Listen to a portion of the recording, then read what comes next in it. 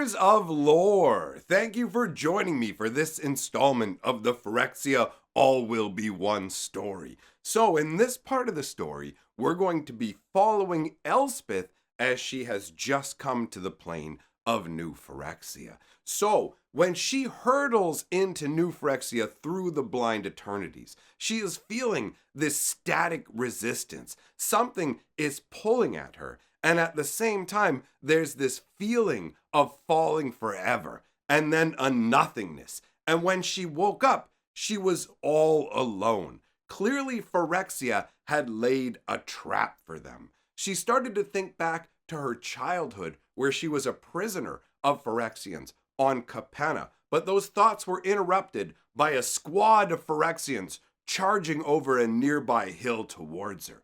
So Elspeth leaps up, grabbing her sword, and manages to cut down 3 of them. But it wasn't the easiest. The first Phyrexian managed to nick her, and even though she had taken 3 of them down, she was being hard-pressed backwards by the other 3. That was until there was a surprise attack from behind, and Kea comes whipping in with her ghost-infused blades, and together the 2 of them wipe out the Phyrexians with ease. Now, Elspeth is very concerned. She knows that even the slightest cut can lead to Phyrexian corruption, and Elspeth is immune to it, but Kea isn't. So Elspeth checks her over for wounds and makes sure that she is fine before they proceed. Exposure to the Phyrexian oil is an absolute death sentence with very few known cures. Halo was a possibility, but it was untested and in short supply.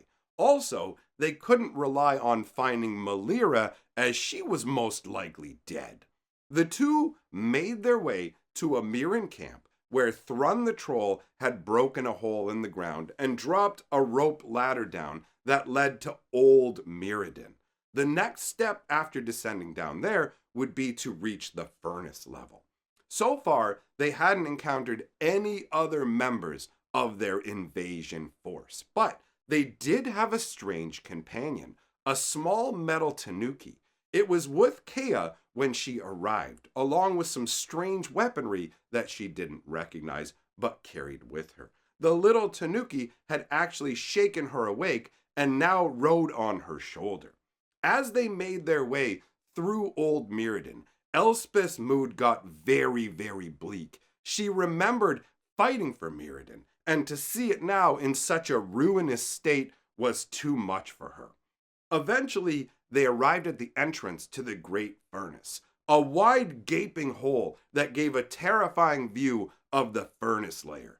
Magma flowed everywhere. They could feel the heat rising up off of it. There were only shelves of rock that served as solid ground, and on one of those shelves, there was a settlement blended in with soot-stained darkness. The Mirrens who lived there could take the whole place down instantly and be on the move whenever needed.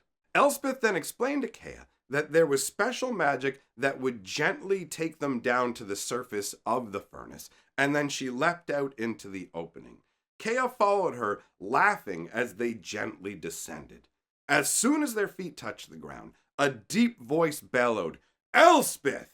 She froze as her mind recognized the voice. Turning towards the sound, she leapt forwards. A large man with stone growing from his skin stood there. She wrapped her arms around him. "Koth, I thought you were dead!" Elspeth was absolutely jubilant. Koth's face was split with a big smile as they hugged. It was a much-needed moment of lightness in a very dark time. Kea, for her part, looked around and spotted a familiar face of her own. A brawny elf responded when she called out, "Tyvar! I should have known you'd be here first." Tyvar explained, not everyone had found their way to the settlement yet, but Jace had just arrived not too long ago. And as if saying his name had summoned him, Jace walked up and offered his greetings. Kea asked about the magic that was supposed to link the minds between all of the planeswalkers, and Jace explained that the Phyrexians had set up a barrier that destroyed all of his spells and scattered the planeswalkers to different locations. As it stood, Vraska and Luca were both missing. Nissa had arrived originally, but almost instantly after she had arrived, some magic had whisked her away. Nahiri and Kaido were there too. Kaido was relieved to get his pet Tanuki and weaponry back from Kea. Jace gave Nahiri a flat look. Everyone knew those two had issues, but for now, there were bigger problems. So Jace explained the plan remains the same, regardless of the fact that they're missing half of their walkers. The Silex has to be taken to the base of the World Tree before it connects through the Blind Eternities, or all is lost and Phyrexia will invade everywhere. Tyvar was vexed. That's not a World Tree. It's an abomination. Don't call it a World Tree. At that point, Melira arrived, explaining that the tree is actually called Realmbreaker, and Melira wants assurances that the Silex won't wipe out the Mirrans. She's not willing to sacrifice her people. So to make sure everyone understands the state of New Phyrexia, she explains the different layers of the plane, with the visual aid of Nahiri adding layers of stone to a sphere. In the dead center of New Phyrexia is the Seed Core. That's where the Silex needs to go to destroy Realmbreaker. Above that is the Mycosynth Gardens. This area was seeded with Phyrexian fungus. It was pumped into the air, and that's why the inhabitants of Mirrodin stood no chance. Above the Mycosynth Gardens is the Fair Basilica.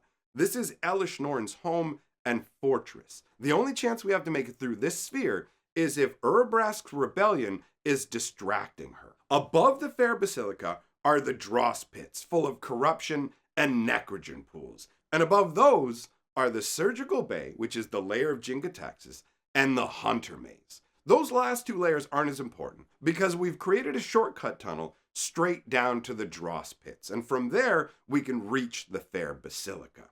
After having the current state of New Phyrexia explained to him, Jace had to admit to Melira that he wasn't able to guarantee that this would not end up destroying her people. But ultimately, Melira decided that it was worth the chance and that they would still help. Preparations were made to set out. Koth explained that they had discovered something called Hex Gold. It offers small protection against Phyrexian oil and makes weapons more effective against Phyrexian opponents. It's created by taking plates from the Glimmer Void on Old Mirrodin and treating them with Blink Moth fluid. Tyvar was immediately interested and requested some of this Glimmer Void metal, and both Koth and Kaido left with him as well.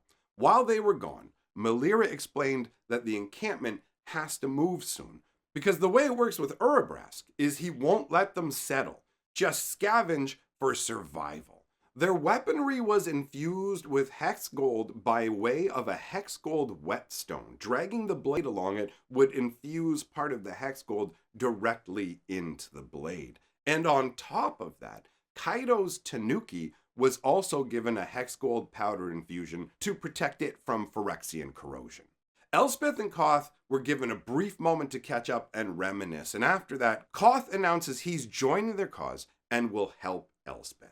Melira shadows Nahiri until she's able to get a private moment with her, because Melira already knows that Nahiri is infected.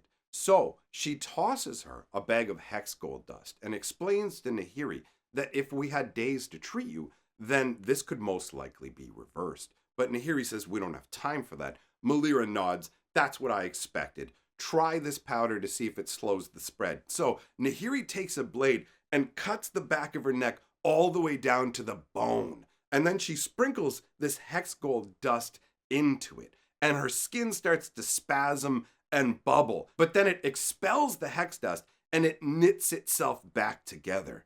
Nahiri looks at Melira and says it didn't work. But Melira reassures her that there will still be time to heal her afterwards and it should be all right.